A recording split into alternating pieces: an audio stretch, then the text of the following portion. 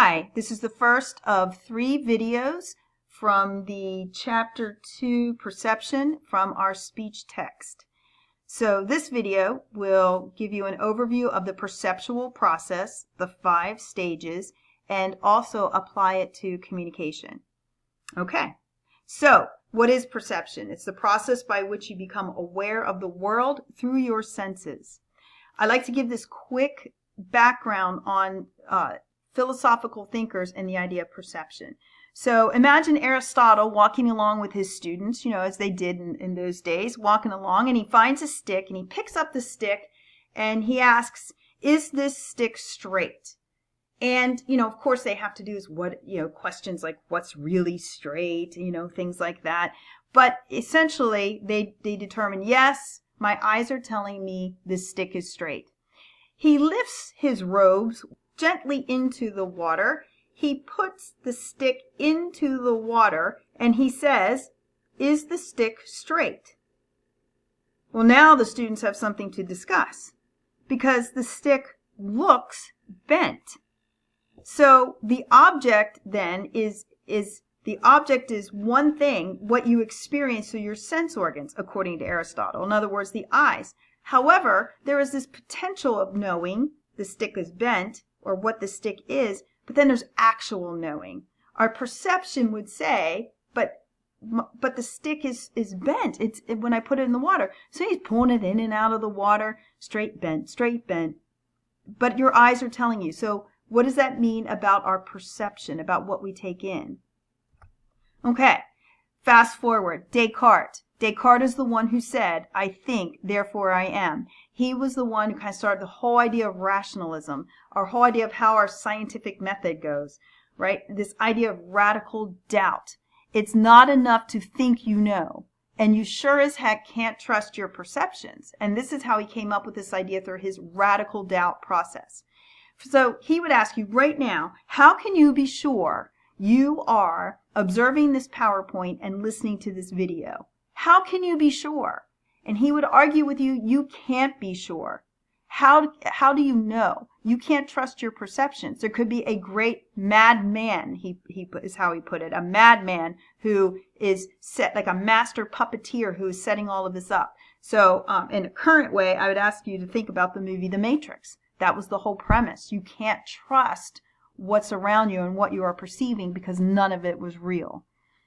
So you can't trust your perceptions. However, he said, how can I possibly know I exist? Because I'm thinking. The fact that I'm consciously thinking means I exist. But he did, the radical doubt led him to the understanding of you can't trust your perceptions.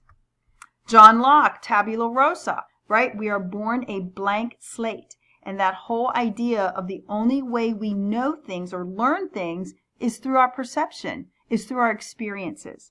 Now, even Locke would say we can never fully distinguish between a physical object and my idea of the object.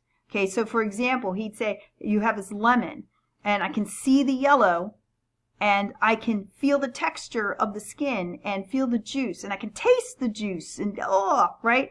But what's coming in through my senses, my idea of the object will never truly match the physical object itself. So why do we talk about this in communication? Because if we know that we have to somehow doubt sometimes our perceptions, well, what we send messages based on how we see the world. And we interpret other people's messages based on how we see the world. And people are making evaluations of us based on their perceptual filters in the world. So where does our perception come from? From what exists in the world, our desires, needs, wants, dislikes, our education, our culture. I'm going to get into that in a later discussion. Okay, so let's start off. Part 1, attention, or step 1, the stimulation stage. So somehow the stimulus has to get into my head. I actually have to pay attention to it. So understand that there's so much going on that we're not taking in. Trust me, as a teacher, I see it all the time. I can see where students are sitting there, nodding their heads or kind of looking straight ahead, but they ain't picking up what's being put down, right? So we have to actually pay attention. If you've ever been accused of selective hearing, right? You only hear what you want to hear. Well, now you can say we all do that. We all are guilty of selective attention. I have this little picture here because you might be out at like a party and there's music and loud talking, and you hear and you hear music, and your attention though is on the person talking to you.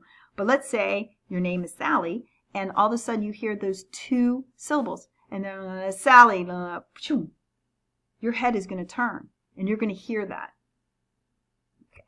Selective exposure. So another type of taking in is because we choose where we're going to get our stimulation from quite often. So an example is something's going on in the world, something's going on in the United States, a news kind of thing, and I want to know more about it. Which station am I picking? Which network? That says something about how I choose to view the world, because I'm going to pick the network that reflects my philosophical values. And that is how I want the news, the language that I want used, coming from the philosophical belief system that I also have. That's selective exposure. Okay, part 2, organization. So the stimulus, I pay attention to it, it actually gets into my consciousness, and now I got to organize it. What do you see? If you saw the black vase, that means the black became the figure, and you organized the black and the white to see that. If you saw the two profile heads kind of facing each other, that means the black became the ground and the white became the figure. Here comes one that's a little more complex.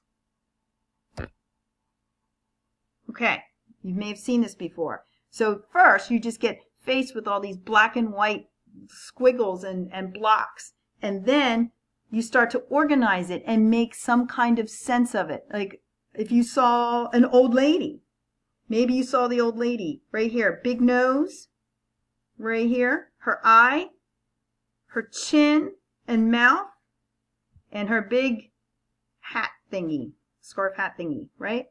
If you saw a young woman, right here, jawline, she's looking back over her shoulder, there's her little nose, here's her ear, here's her necklace, okay, and also wearing a scarf thingy on her head, okay? So I have no evaluation of you based on which one you saw, but the point is you quickly started to organize it, and it turned into something you recognized or have experienced before. Another example of how we organize things is proximity. Based on the physical distance of objects. I walk into the library and I see 4 students sitting at a table. I might assume they're a study group based on they're at the same table and they're sitting close together. Okay, but we still see things, the kind of points out we still see things differently. Okay, similarity. I walk into that same library and I will make, based on, let's see, I see, I walk in, I see about 12, 15 students in the library, and then I start to make some assumptions based on similarity. I see 4 white females. I see about 6 guys over to the corner, and then I see a mix of African American and white. So I might start grouping students based on gender. I might start grouping them as similar based on race, okay? But actually it could be 15 individuals in the library, but I might start in my head kind of grouping where they are in the library based on something so broad. Okay, and here's an example of similarity. For example, I see columns because of what's similar here. So in my head, I organize by columns here. Okay, all right. Another idea of similarity. All blank music sounds alike to me, right? So I might recognize the genre of rap, but if I don't listen to rap, I don't get all these different distinguishing types and styles of rap. Same thing with country music. If I am not a listener of country music, then I am not going to know the difference between country music of today, country music sounds, or say 20 years ago, or 50 years ago. It all sounds alike to me. Okay, contrast is one. I'm going to go ahead and move on from organization to interpretation and evaluation. So we are greatly influenced by our past experiences, as I already talked about, our education, our needs, wants, values, and our emotional and psychological state. So you might have a different evaluation of something within your second experience of it just because you're in a different frame of mind. Yeah, well, I'm going to go ahead and skip these. Just one idea has to do with experiences. I have this ketchup on the steak thing. If you grew up in a household where you put ketchup on steak, of course that sounds good. But if you grew up in a house where steak is to be revered, you steak, the altar of steak, you would never do something so blasphemous as putting ketchup on a steak. By culture, cultural kinds of things. So I'm sure when you sat down at your dinner table with a bowl of soup, you did not slurp because you were taught you don't slurp and you use a spoon. However, if you traveled to Japan, you would slurp. You're encouraged to slurp. They say it makes it taste better. And how else are you going to get those noodles into your mouth?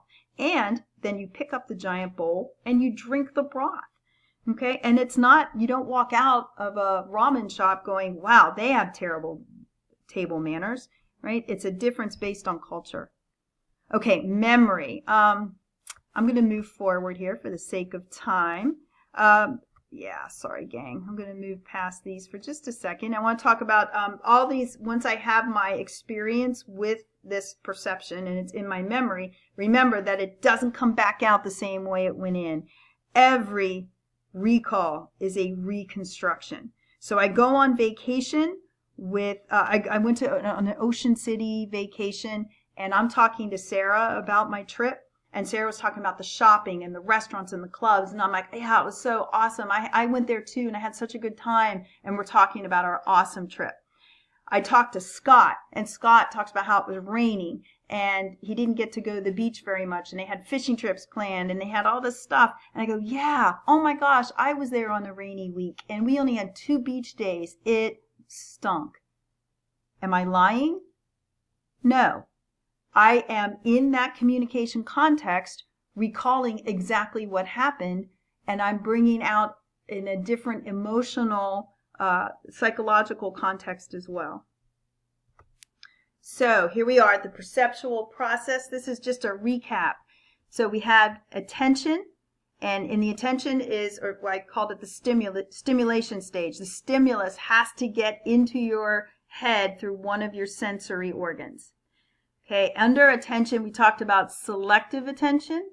You see what you want to see, you hear what you want to hear. We tend to gravitate to certain things.